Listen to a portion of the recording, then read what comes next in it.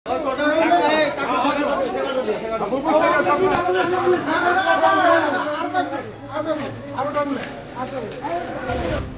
पैसा केन्द्र करी दुई परिवार मध्य गोष्ठी संघर्ष 4 जन महिला समेत 12 जन गुरुतर से 8 जन को बालेश्वर मुख्य चिकित्सालय को स्थानांतर कर बस्ता गोष्ठी स्वास्थ्य केन्द्र में भर्ती कर बालेश्वर जिला बस्ता थाना अंतर्गत गांधीचक निकटर थिबा बस्ती रे घटी अभावनीय घटना।